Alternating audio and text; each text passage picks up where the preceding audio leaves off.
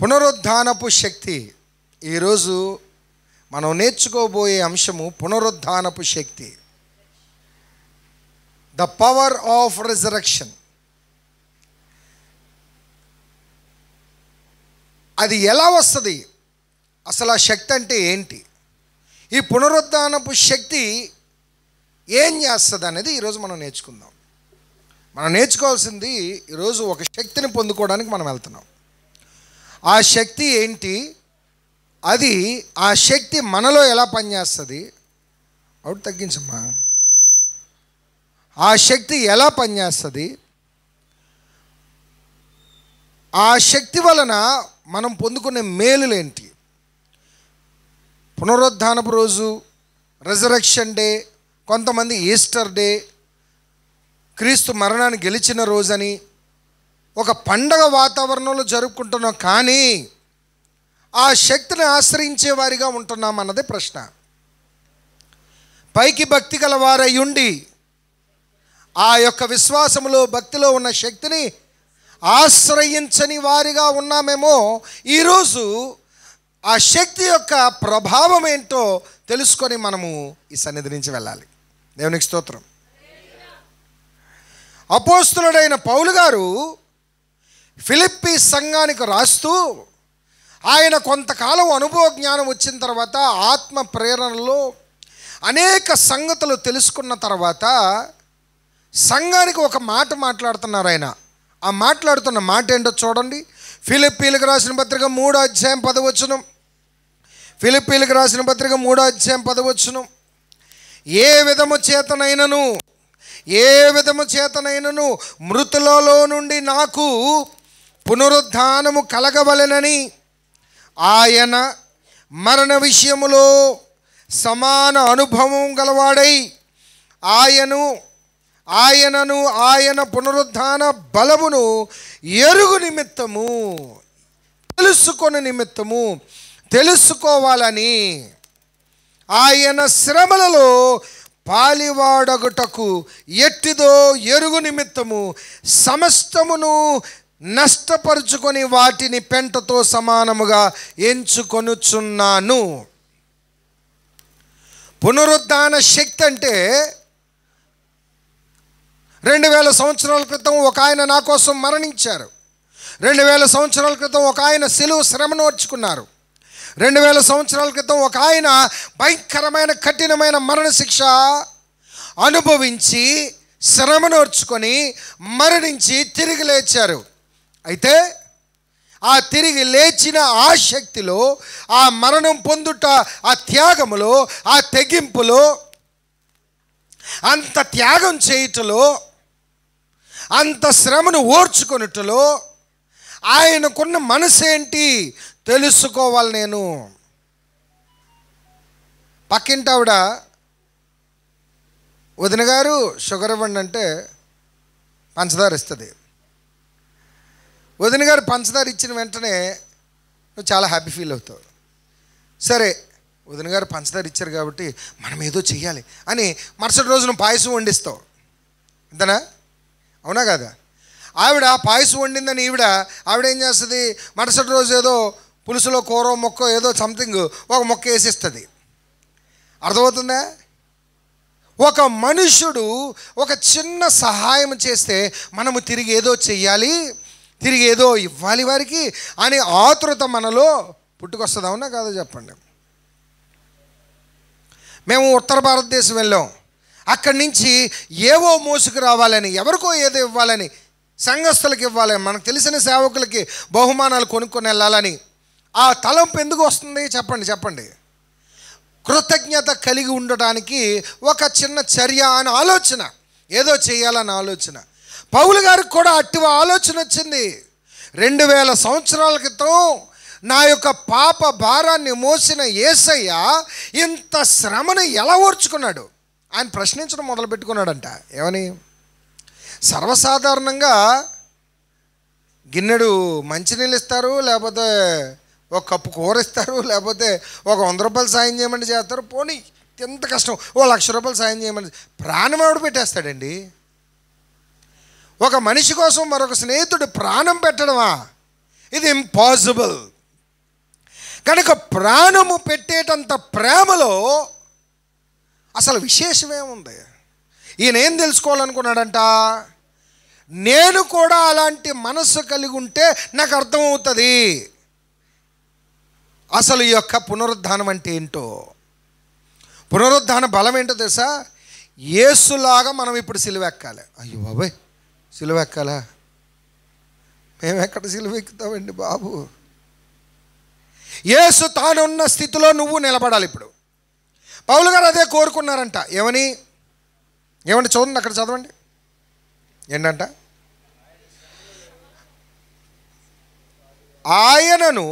ఆయన పునరుద్ధాన బలమును ఎరుగు నిమిత్తము.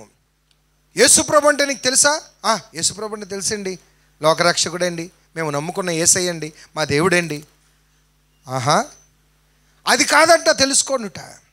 ఇక్కడ అంటున్నాడు ఆయన భక్తి జీవితంలో మరొక మెట్టు ఎదుగుతున్నాడు. చూడండి పౌలు గారు, యేసుక్రీస్తుని తెలుసుకొనుట, ఆయనలో ఉన్న పునరుద్ధాన బలము తెలుసుకొనుట. రెండు విషయాలు. యేసు అంటే ఎవరు, యేసులో ఉన్న శక్తి ఏంటి, అది తెలుసుకోవడానికి ఏం చేశాడంట పౌలు గారు? ఏం చేయడం మొదలుపెట్టాడంటే చూడండి, అక్కడ చూడండి. ఆయన శ్రమలలో పాలువాడగుటకు ఎట్టిదో ఎరుగు నిమిత్తము సమస్తమును నష్టపరుచుకొని వాటిని పెంటతో సమానముగా ఎంచుకొనుచున్నాను. యేసుక్రీస్తు యొక్క శ్రమలో మనము పాలు పంచుకుంటేనే తప్ప ఏంటి ఆయన శక్తి ఏంటో మనం రుచి చూడలేం. అంతేనా? అవునా కాదో చెప్పండి. తండ్రి అంటాడు కొడుకుతో, రా బయటికి వెళ్ళి ₹1 తేరా, అప్పుడు తెలుస్తుంది నీకు కష్టం విలువ అంటాడు. అంతేనా? ఏమంటాడు? నీకు కష్టం విలువ తెలియట్లేదు కాబట్టే దుబారా చేస్తున్నావురా, లేకపోతే నీ ఇష్టానుసారంగా వ్యర్థంగా ఖర్చు పెట్టేస్తున్నావురా, బయటికి వెళ్ళి ₹1 తీసుకురారా, అప్పుడు తెలుస్తుంది నీకు కష్టం అంటే ఏంటో, కష్టం విలువ ఏంటో. ఆ సామెత కరెక్టే. కష్టం విలువ ఎప్పుడు తెలుస్తుందంట? ఆ కష్టం అనుభవపూర్వకంగా రుచి చూస్తే. పునరుద్ధాన బలం ఎప్పుడు తెలుస్తుంది? అలాంటి మరణపు ఛాయల్లోకి నువ్వు వెళ్తే. ఈరోజు లక్ష్మమ్మ సాక్ష్యం చెప్పింది ఏంటి? నేను చచ్చి బతికానండి అని, అంటే మరణం అంచు వరకు వెళ్ళానండి అని. అక్కడ దాకా ఆమె చూసింది కనుక అసలు మరణం అంటే ఏంటో ఆవిడకి అర్థమైంది. చాలామంది అనేకమైన భయంకరమైన ప్రమాదాలు తప్పించుకున్నప్పుడు ఏమండి మరణపు అంచుల వరకు వెళ్ళామండి, మరణపు అంచుల వరకు వెళ్ళామంటారు. ఇక్కడ పౌలు గారు అంటున్నారు ప్రమాదాలు, రోగాలు వీటి గురించి మాట్లాడట్లేదు ఆయన. బతికుండగానే, బాగా ఉండగానే, అన్ని డబ్బులు ఉండగానే, అన్ని ఆస్తి ఉండగానే, సమస్త జ్ఞానం ఉండగానే, డిగ్రీ పట్టాలు ఉండగానే, ఉద్యోగాలు ఉండగానే పౌలు గారికి ఉన్న పరిస్థితి ఏంటో తెలుసా? ఆయన స్కాలర్, మహాజ్ఞాని, ఆయనకున్న డిగ్రీ పట్టాలు అపారమైనవి. ఆయన పిహెచ్డీలు ముందు ఒక 10 డాక్టర్లు, వెనకతలో 10 పిహెచ్డీలు ఉంటే సరిపోవు. అంత జ్ఞానము కలిగి, అంత థియాలజికల్ స్టడీస్ చేసిన వ్యక్తి. రోమా సామ్రాజ్యపు పౌరసత్వం కలిగిన వ్యక్తి. అంటే he is the official citizen of Roman empire. అంటే అర్థం ఏంటంటే ఒక పౌరస్థితి కూడా బాగుంది, మంచి కేటగిరీలో ఉన్నాడు, మంచి చదువులు ఉన్నాయి, ధనవంతుడు, డబ్బు ఉంది. అన్నీ ఉన్నా సరే ధనముంది, డబ్బు ఉంది, జ్ఞానం ఉంది, పరపతి ఉంది, స్థితి ఉంది, లోకములు అన్నీ ఉన్నాయి. కానీ అన్నీ బాగుండి కూడా అన్నిటినీ వదులుకోవడానికి సిద్ధపడడమే క్రీస్తు శ్రమలో పాలు పంచుకోవడం. దేవునికి స్తోత్రం చెప్పండి. ఏదో రోగం వచ్చినప్పుడు తెలుసుకోవటం కాదు, లేకపోతే మరణపు ఛాయల్లోకి వెళ్ళినప్పుడు తెలుసుకోవటం కాదు, ఏదో అద్భుతం లేకపోతే ఒక భయంకరమైన ప్రమాదం తప్పించినప్పుడు తెలుసుకోవడం కాదు. ఏంటంట అన్నీ బాగున్నప్పుడు తెలుసుకోవడానికి ఇష్టపడ్డాడంట ఆయన. అవునా కాదా చెప్పండి. ప్రసాద్ గారు వింటున్నారా? కొంతమంది కొన్ని జీవితాలు బాగా నిండా అప్పుల పాలైపోయి మునిగిపోయి సడన్గా దేవుడు సహాయం చేసి లేచి మరలా సాక్ష్యం చెప్తారు. ఎస్, దేవుడు మా జీవితంలో గొప్ప సాక్ష్యం చెప్తారు. అది గొప్ప విషయమే. కానీ దానికన్నా గొప్ప విషయం ఏంటో తెలుసా? అన్నీ బాగుండి, నోటి నిండా అన్నం ఉండి, ఒంటి నిండా బట్ట ఉండి, నిలవనివుడుండి, ఆస్తిపాస్తులుండి, అన్ని చదువులుండి, అన్నీ బాగా జరుగుతున్నాయి, జరుగుబాటు, ఆరోగ్యం, మంచి కుటుంబం అన్నీ బాగుండి వాటినన్నిటినీ వదులుకోవడానికి చేసే ప్రయత్నమే నిజమైన పరిత్యాగము, నిజమైన త్యాగము. సింహాసనం మీద కూర్చోవలసిన మన తండ్రి అయినా, దేవునితో సమానముగా కూర్చోవలసిన మన ప్రభు అయిన యేసుక్రీస్తు అది వదులుకున్నాడు. ఆయన దేవత్వాన్ని, ఆయన యొక్క అధికారాన్ని, వాటినన్నిటినీ వదులుకొని దిగి కిందకు వచ్చేసాడు. ఎక్కడికంట? దాసుని స్వరూపంలోకి ఆయన వచ్చేసాడు. అర్థమవుతుందండి? దాసుని స్వరూపము, దాసుని స్వరూపం అంటే అర్థం ఏంటి? బానిస అయిపోయాడు. ఆ యొక్క బానిసపు ఆ ఛాయలు చూడాలని ఆశపడ్డాడంట పౌలు గారు. ఈరోజు ఆ పునరుద్ధానపు శక్తిని నువ్వు గ్రహించుకుంటున్నావా? మనం పైకి భక్తి కలిగి ఉంటున్నామంట, కానీ లోపల ఆ యొక్క శక్తిని ఆశ్రయించడం లేదు. శక్తిని ఆశ్రయించడం అంటే అర్థం అంటే తెలుసా? నీకున్న స్థితిగతులను వదులుకోవటం ముందు శక్తిని ఆశ్రయించడం. దేవుని శక్తిని ఆశ్రయించడం ఏంటి చెప్పండి? ఎలుగెత్తి ప్రార్థన చేసి గట్టి శబ్దాలతో ప్రార్థన చేయటం శక్తి కాదు. చెప్తున్నాను మళ్ళీ, పునరుద్ధాన శక్తి నీలో రావడం అంటే ఏంటి తెలుసా? నీకున్న సమస్తాన్ని వదులుకోగలిగే మనసు కలిగి ఉండుట. అప్పుడే నీలో ఆ పవర్ వస్తుంది. అప్పుడే నీలో ఆ పవర్ వస్తుంది.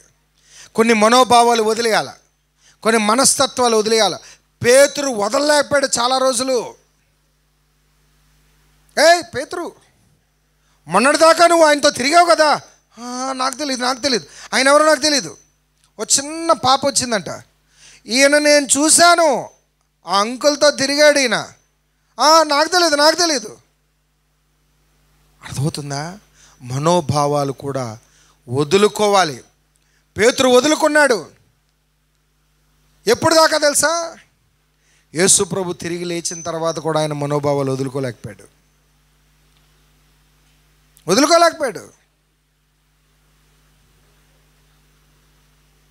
యేసు ప్రభు మరణించి కొన్ని రోజుల తర్వాత పేతురు అన్నాడంట, అరే నేను వేటకి వెళ్తానంట రా. మళ్ళీ ఎక్కడికి?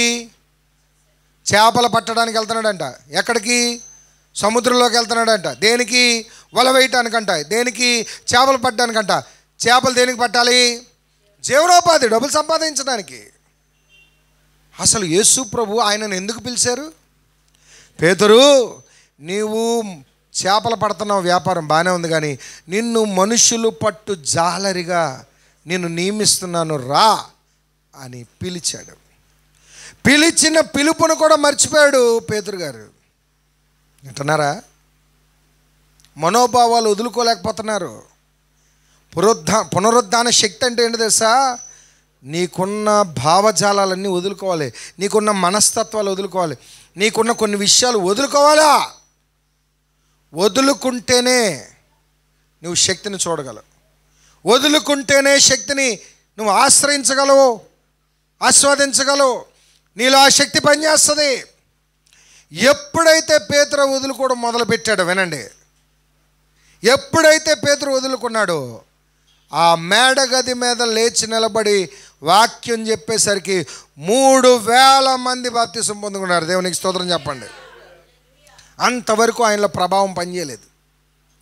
ఈరోజు నీ ప్రార్థన, నీ గట్టి కేకలేసే ప్రార్థనలు, గట్టిగా గెంతే ప్రార్థనలు, రోజు తెల్లవారు ప్రార్థన, సాయంత్రం ప్రార్థన, ఆ ప్రార్థనలకి ఏవి చింతకాయలు కూడా రావట్లేదు. ఎందుకు రావట్లేదు తెలుసా? ఎందుకు రావట్లేదు చెప్పండి? పునరుద్ధాన శక్తి పనిచేయటం లేదు. ఎప్పుడు వస్తుంది ఆ పునరుద్ధాన శక్తి చెప్పండి? ఎప్పుడు వస్తుంది? చెప్పాను కదా, కొన్ని వదులుకోవాలి, కొన్ని త్యాగాలు చేయాలి. దేవుడి కోసం నువ్వు క్రీస్తు శ్రమలో పాలు పంచుకోవాలి.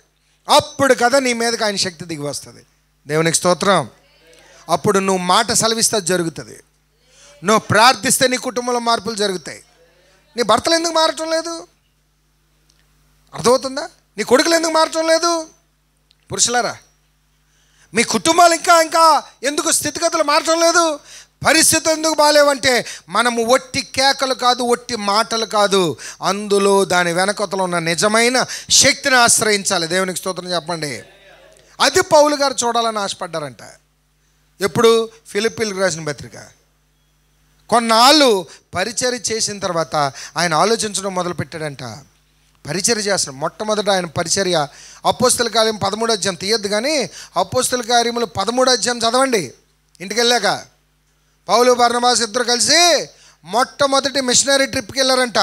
ఎంత సువార్త చెప్పినా ఒక్కడ కూడా రక్షించబడలేదు అక్కడ. కానీ పంపించింది ఎవరు? దేవుని పరిశుద్ధాత్మ శక్తే. అంటున్నారా? దేవుని పరిశుద్ధాత్మ శక్తే. ఎవరు చెప్పారు వాళ్ళిద్దరిని పంపించమని? పరిశుద్ధాత్మ దేవుడే సంఘంలో ఉన్న పెద్దలకు ప్రేరేపించి వారిని పంపించండి అని ప్రేరేపించగా వారు ఉపవాసం ఉండి, ఎవరు? సంఘ పెద్దలు అంటే పేతురు, ఆ యొక్క అపోస్తలులు పెద్దలందరూ ప్రార్థన చేసి ఎవరిని పంపించాలని నిర్ణయం తీసుకుంటే పౌలు బర్నబాస్ గారిని పంపించాలని నిర్ణయం వచ్చింది. అపోస్తలందరూ ప్రార్థన చేసి చేతులుంచి ఉపవాసం ఉండి చేతులుంచి ప్రార్థన చేశారంట. చూడండి, జాగ్రత్తగా వింటున్నారా? పాస్టర్ గారు పౌలు గారిని బర్నబాస్ గారిని అభిషేకించారు. అంటున్నారా? అభిషేకం ఉన్న పాస్టర్ గారులే ఎవరు? పేతురు గారు, కడమ అపోస్తలు అందరూ చేతులుంచి సంఘ పెద్దలందరూ ప్రార్థన చేశారు. ఎవరికి? పౌలు గారు, బర్నబాస్ గారికి. నెక్స్ట్ జూనియర్ పాస్టర్స్ ప్రార్థన చేసి పంపిస్తానంట.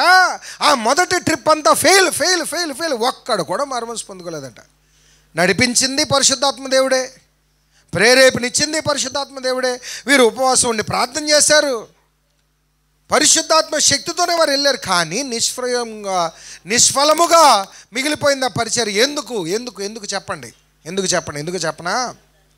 ఆ పునరుద్ధాన శక్తి ఇంకా పౌలు గారు రుచి చూడాలని ఆశ ఆయనలో రగలలేదు. ఇంకా దేవునికి స్తోత్రం చెప్పండి. ఎప్పుడైతే నీ ప్రార్థనలన్నీ నిష్ఫలంగా కనిపిస్తున్నాయా, నీ ప్రార్థనలు, నీ కుటుంబం గురించి ప్రార్థనలు, నీ కుటుంబ పరిస్థితులు, నీ ప్రార్థనలు ఎందుకో నిష్ఫలంగా ఉంటున్నాయా? ఈరోజు నువ్వు తెలుసుకో. ఎప్పుడైతే పునరుద్ధానపు శక్తిని, బలాన్ని పొందుకోవడానికి చూస్తావు, అప్పుడు నీలో గొప్ప కార్యాలు చూస్తావు. దేవునికి స్తోత్రం చెప్పు. అదే పౌలు గారు రెండో ట్రిప్ నుంచి వెళ్తున్న ప్రతి మిషన్లో సంఘాలు స్థాపించాడు, సేవకులను తయారు చేశాడు. ప్రతి దేశంలో క్రీస్తు సంఘాలు స్థాపించబడ్డాయి. ఇదిగో ఈరోజు మనం బైబిల్ చదువుకుంటున్నామే, క్రొత్త నిబంధన గ్రంథం 27 అధ్యాయాలు, 27 గ్రంథాలు ఉన్నాయే. 27 గ్రంథాల్లో 90% ఆయన రాసిన గ్రంథాలే. ఇన్ని గొప్ప ప్రచరణలు ఎలా రాశాడు ఆయన? ఎలా రాశాడు? ఏ శక్తితో? అదిగో గమనించండి, అక్కడ గమనించండి. ఫిలిప్పీయులకు రాసిన పత్రిక 3వ అధ్యాయం 11వ వచనం. ఆయన శ్రమలో పాలువాగుటకు, దాని పై వచనం 10వ వచనం. ఫిలిప్పీయులకు రాసిన పత్రిక 3వ అధ్యాయం 10వ వచనం. ఆయనను ఆయన పునరుద్ధాన బలమును ఎరుగు నిమిత్తము. I want to know the power of resurrection. అసలు క్రీస్తు మరణించి తిరిగి లేవడం ఏంటి, అందులో ఉన్న శక్తి ఏంటి, దాని ప్రభావం ఏంటి నాకు తెలియాలంటే ఏం చేయడం నిర్ణయించుకున్నాడంట. ఈ రోజు నుంచి క్రీస్తులాగే నేను శ్రమ పడతా, క్రీస్తులాగా ప్రాణాన్ని ఇచ్చేయడానికి రెడీ అయిపోతా, క్రీస్తులాగా నా ఆస్తిని ఇచ్చేస్తా, క్రీస్తులాగా నా యొక్క ఉద్యోగాన్ని ఇచ్చేస్తా, క్రీస్తులాగా నా సమస్తాన్ని ఇచ్చేస్తా, అన్నీ ఇచ్చేస్తా, పెంటతో పోలిస్తా, నాకు ఉద్యోగాలు వద్దు, నాకు అవ్వద్దు, ఇవ్వద్దు అని నిర్ణయం తీసుకున్నాడు. ఏమన్నాడంట? చదవండి. ఆయన శ్రమలో పాలువాడొకటకు ఎట్టిదో ఎరుగు నిమిత్తము సమస్తము. ఏంటంట?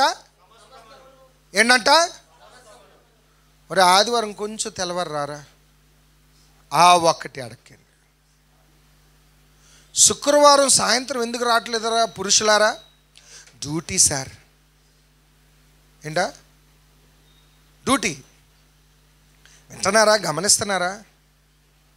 అయ్యా ఇదిగో వచ్చే నెల సువార్త ప్రయాణం ఉంది, రండి, మీరందరూ కదిలిరండి, మీ చేతులంతా ఓపెన్ చేసి మీ ధారాళంగా మీ ఆర్థిక స్థితి నుంచి దేవునికి కానుక ఇవ్వండి. అక్కడ చేతులు వంకరైపోతాయి, ఇలాగా అక్కడ వంకరైపోతాయి. ప్రార్థన చేసినప్పుడు దేవా అని 2 చేతులు అలాగ ఓపెన్ అయిపోతాయి. అక్కడ ఎక్కడి నుంచి ఓపెన్ అయిపోతాయి చేతులు? ఆకాశ వాక్యాలు విప్పండి. ఎక్కడ విప్పుతాడు? నువ్వేం పర్సులో చెప్పవు అంటున్నావా? పర్సులో చేతులు ఎలా ఉన్నాయంట? కుర్రస చెయ్యి ఉందంట.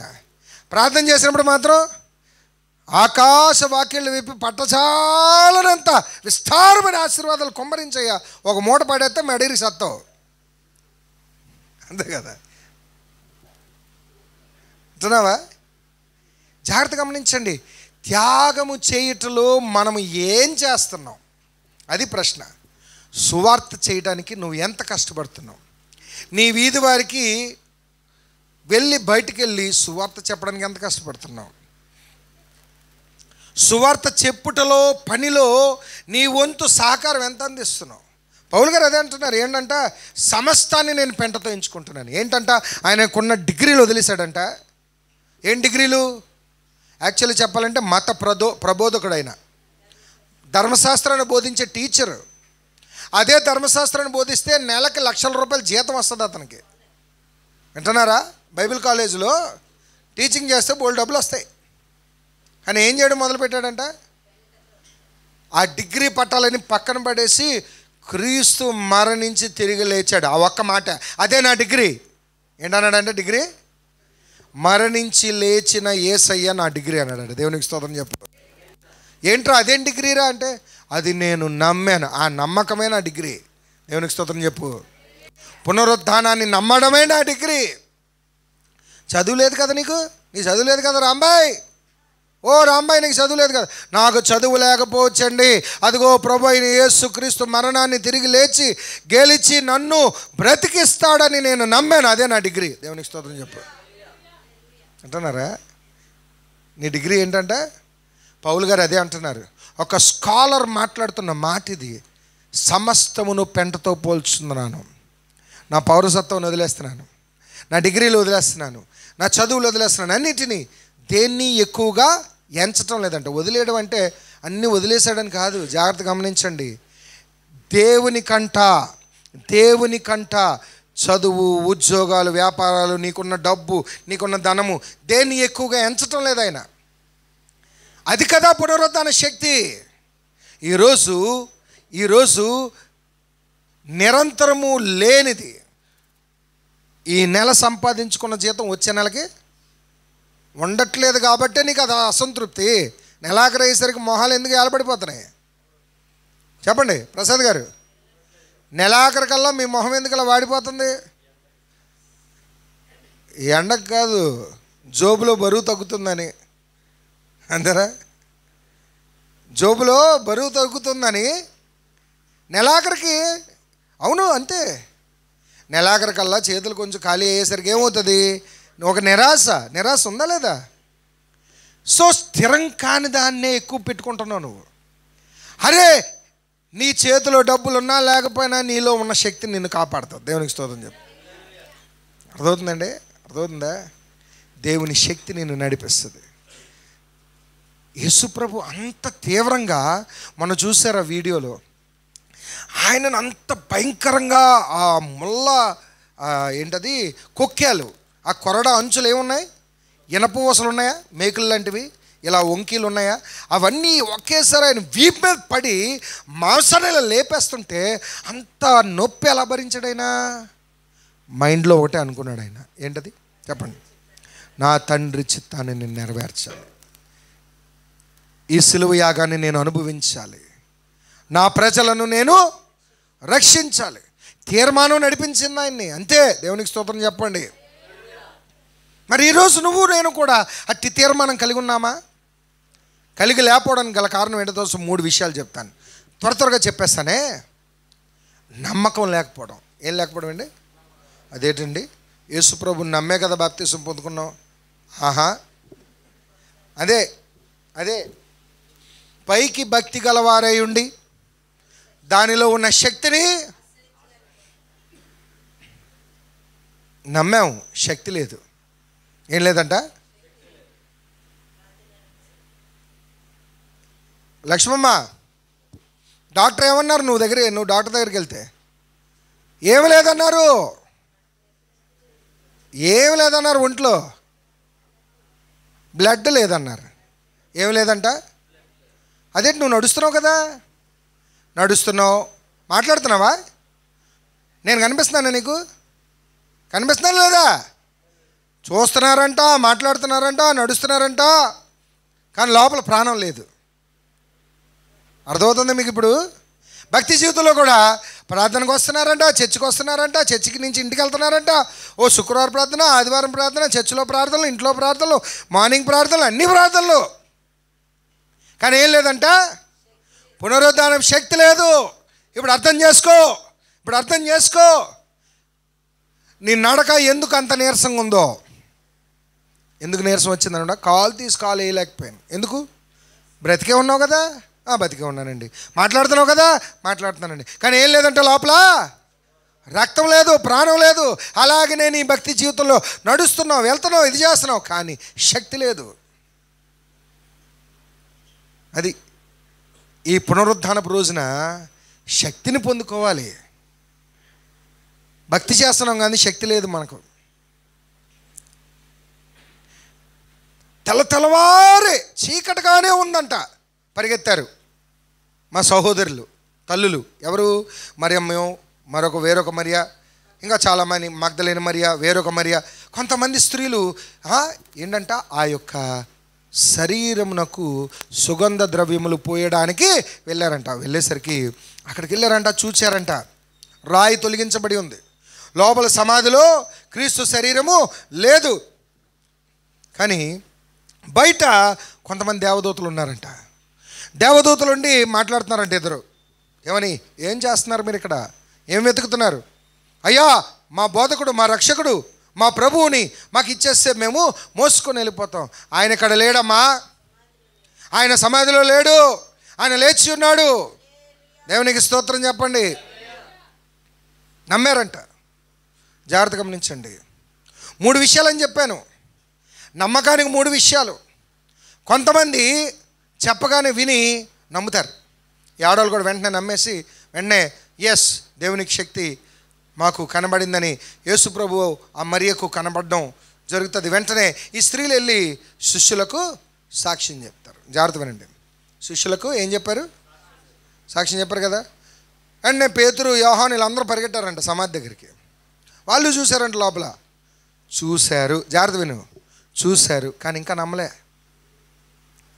చూశారు అయినా నమ్మలే. మొదటి దశ ఏంటంటే, నీకు ఒక నమ్మకాన్ని కలిగించడానికి నీకు ఒక అడ్డు పొర, నీకు అడ్డంగా ఉన్న ఏదైనా బండ తీసేస్తాడు, అప్పుడు నమ్మకం కలుగుతుంది. రైట్. రెండో నమ్మకం. ఎందుకు శిష్యులు నమ్మలేదు? అసలు నమ్మంది ఎవరో తెలుసా? శిష్యులే. 3.5 సంవత్సరాలు ఆయనతో ప్రయాణించారే సువార్త అంతా, కానీ అయినా నమ్మలేదు. అద్భుత కార్యాలు, సూచక్రియలు, మరణించిన వారిని లేపడం, అనేక మందికి ఆహారం పెట్టడం, కళ్ళు లేని వారికి కళ్ళు ఇవ్వటం, చూపు లేని వారికి చూపు ఇవ్వటం. ఏమండి? పుట్టుకతోనే అవయవాలు లేని వారికి అవయవాలు పుట్టించాడు యేసయ్య. ఆఖరికి 4 రోజులు కుళ్ళిపోయిన శవాన్ని బయటికి లేపిన, సజీవంగా లేపిన యేసయ్య అద్భుతాలు చూసిన శిష్యులు ఆయన పునరుద్ధానాన్ని నమ్మలే. జాగ్రత్త వింటున్నారా? పైకి భక్తి గలవారై ఉండి దాని శక్తి, పునరుద్ధానం శక్తిని చూడలేకపోతున్నారు. ఏం చేశారంట? నమ్మలే. మళ్ళీ చేపలు పట్టుకోవడానికి వల వేయడానికి వెళ్ళిపోయారంట. మేడగది మీదకి వచ్చేసి భయంతో ఉంటున్నారంట. నమ్మకాలు లేవు. అప్పుడు యేసు ప్రభువు మేడ మీద గదికి వచ్చి ఏమన్నారండి? ప్రత్యక్షమై, భయపడొద్దు, మీకు సమాధానము కలుగునుగాక. ఇదిగో తోమా, నా చేతుల్లో నా గాయాలు ఉన్నాయి, అందులో నీ వేలు పెట్టి, నా ప్రక్కట గాయం ఉంది, నీ వేలు పెట్టి పరీక్షించు అని నమ్మకాలు, రుజువులు చూపిస్తానే కానీ నమ్మలేదు శిష్యులు. మరికొందరు ఉన్నారు శిష్యులంట. ఎమ్మాయి పోవు మార్గంలో, ఎమ్మాయి అనే గ్రామానికి పోవు మార్గంలో 2 శిష్యులు నడుచుకుంటూ వెళ్ళిపోతున్నారు. సడన్గా ఒక ఆయన వారితో పాటు పక్కన నడడం మొదలుపెట్టాడంట. వీళ్ళు కలవరంతో ఉన్నారంట, బాధలో ఉన్నారంట. ఏం బాధ? నిన్నటిదాకా యేసుప్రభు మాతో ఉన్నారు, ఆయన రాజ్యం అన్నాడు, ఏదో రాజ్యం అన్నాడు, ఆ రాజ్యం స్థాపిస్తా అన్నాడు, ఆ రాజ్యము లేదు, ఏమీ లేదు, ఆయన మరణించారు, ఇదిగో అందరూనేమో మరణించి తిరిగి లేచాడని చెప్తున్నారు. కొంతమంది ఆ యొక్క సమాధిలో ఆయన శరీరం కనిపించడం లేదు. ఏంటని ఒక అనుమానం, క్వశ్చన్ మార్క్లో ఉన్నారు. మన జీవితంలో కూడా క్వశ్చన్ మార్క్తో ఉంటామా లేదా? మనం క్వశ్చన్ మార్క్లో ఉన్నప్పుడు నేరుగా ఆయన ప్రత్యక్షం అవుతాడు. దేవునికి స్తోత్రం చెప్పు. నేరుగా ప్రత్యక్షం అవుతాడు. ఆయన పక్కనే నడుస్తున్నాడంటే ఏం మాట్లాడుకుంటున్నారా మీరు అని అడిగితే, అవునండి నిన్నటి వరకు మా ప్రభు అయిన యేసుక్రీస్తు మా బోధకుడు మాతో పాటు నడిచారు, సువార్త చెప్పారు, అనేక విషయాలు చెప్పారు, రాజ్యం అన్నాడు, ఆ రాజ్యం స్థాపిస్తా అన్నాడు. ఆ రాజ్యం ఎందుకు కనిపించట్లేదు? సడన్గా ఆయన చచ్చిపోయాడండి, ఇప్పుడు ఏం చేయాలో మాకు తోచట్లేదండి. ఆహా అని విన్నాడు. వారితో పాటు నడిచారు. జాగ్రత్త గమనించండి, నడుస్తున్నది యేసుప్రభువే కదా. వీళ్ళు గుర్తుపట్టట్లేదంట ఆయన్ని, గుర్తుపట్టట్లేదు, మాట్లాడినా కూడా గుర్తుపట్టట్లేదు. మన జీవితంలో కూడా అలాంటి స్థితిలో ఉంటామంట. విశ్వాసం ఎన్ని అద్భుత కార్యాలు మన ఎదురుగుండా కనిపించినా, ఎన్ని సూచక్రియలు మన ఎదురుగుండా కనిపించినా నమ్మకం కుదరదు మనకు కొన్నిసార్లు. అవునా కదా? దేవుడు నమ్మం, గుడ్డిగా నమ్మం.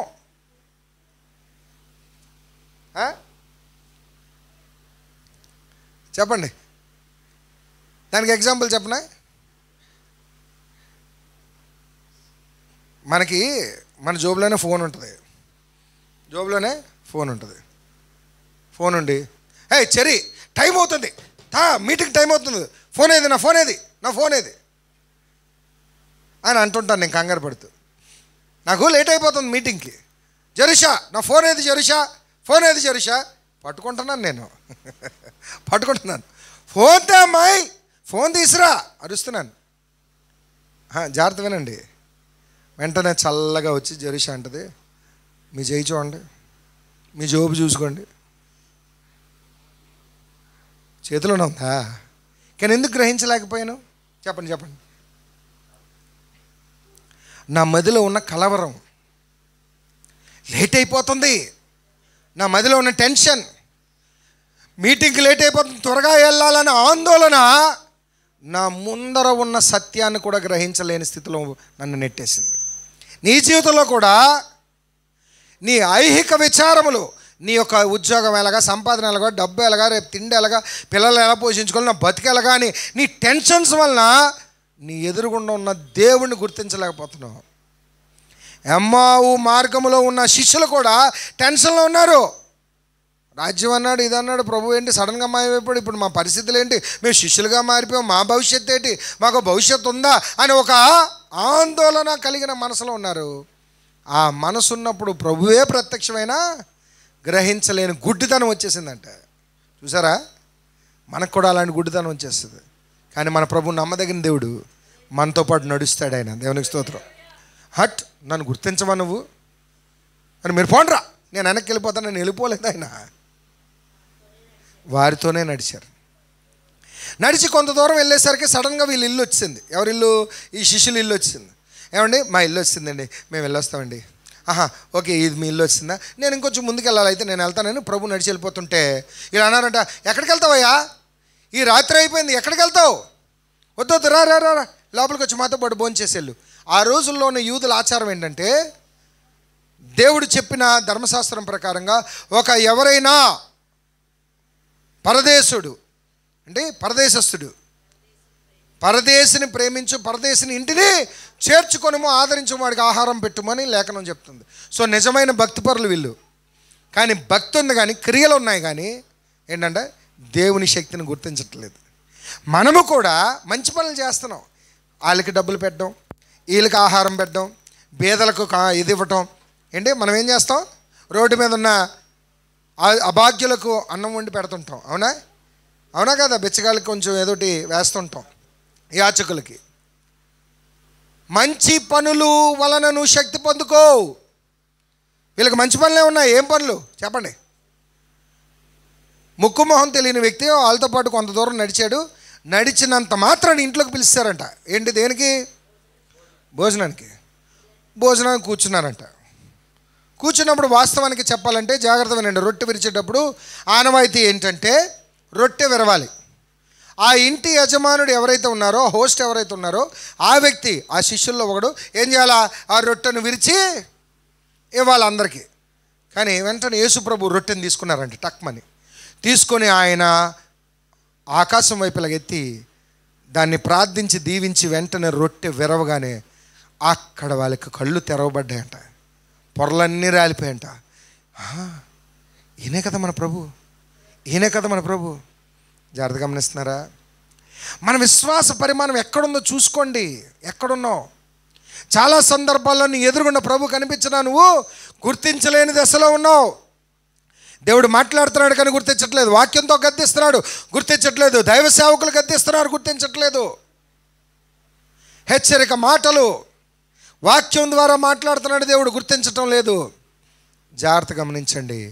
ప్రతి చోట యేసు ప్రభు చెప్పిన మాట ఏంటో తెలుసా? మీరు గమనించాలి ఈ మాట. లూకా సువార్త 24వ అధ్యాయము, లూకా సువార్త 24వ అధ్యాయము ఆఖరి అధ్యాయం. బైబిల్ తీయండి అందరూ, ఈ మాట చదువు ముగించుకుందాం.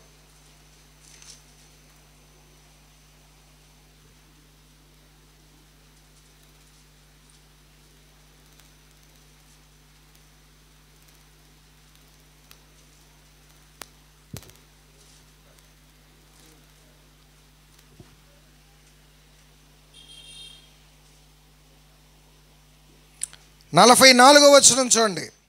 లూకా సువార్త 24వ అధ్యాయము 44వ వచనం చాలా ప్రాముఖ్యమైన మాట. గమనించండి. విశ్వాసానికి బలం ఏంటి? విశ్వాసానికి మూలం ఏంటి? పునరుద్ధాన శక్తిని నువ్వు నమ్మాలంటే ఏం చెయ్యాలో చదవండి.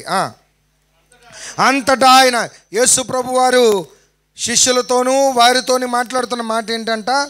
మోషే ధర్మశాస్త్రములోను ప్రవక్తల గ్రంథములలోను కీర్తనలోను నన్ను గూర్చి రాయబడిన అన్నియు నెరవేరవలెనని నేను మీ యొద్ద ఉండినప్పుడు మీతో చెప్పిన మాటలు నెరవేరినవని వారితో చెప్పిన. దేవునికి స్తోత్రం చెప్పండి. నమ్మకం కుదరాలంటే మంచి పనులు చేయటం, ప్రార్థనలు చేయటం, చర్చికి రావటం కాదు, వాక్యమే నిన్ను బలపరుస్తుంది. దేవునికి స్తోత్రం చెప్పండి. అందుకే వాక్యాన్ని నమ్ముకోండి. అద్భుత కార్యాలు కాదు, సూచక క్రియలు కాదు. అద్భుత కార్యాలు సూచక క్రియలు నీకు పునరుద్ధాన శక్తినివ్వవు. నువ్వు వినే వాక్యమే నీకు శక్తినిస్తుంది. దేవునికి స్తోత్రం చెప్పు. చాలామంది అద్భుత కార్యాలు చేయిస్తున్నారు. దేవుడి కార్యాలు మంచిదే, అద్భుత కార్యాలు జరుగుతాయి, సూచక్రియలు జరుగుతాయి. ఈ రోజుకి కూడా దేవుని యొక్క శక్తి పనిచేస్తుంది. అవి ఏవి కూడా పునరుద్ధాన శక్తిని మనకివ్వో. అద్భుతాన్ని చూసి నమ్మినవాడు పునరుద్ధాన శక్తిని చూడలేడు. వాక్యం విని హృదయంలో నమ్మినవాడు పునరుద్ధాన శక్తిని నమ్ముతాడు. దేవునికి స్తోత్రం చెప్పండి. వాక్యం విని దాన్ని హృదయంలో భద్రపరుచుకొని దాన్ని నమ్మి పౌలు వలె పునరుద్ధాన శక్తి ఏంటో చూడాలని ఆశపడి ముందుకు అడిగేస్తుంటాడు, కొన్ని వదులుకుంటాడు. చూడు, వాడు చూస్తాడు దేవుని శక్తి ఏంటో. దేవునికి స్తోత్రం. అర్థమవుతుందండి?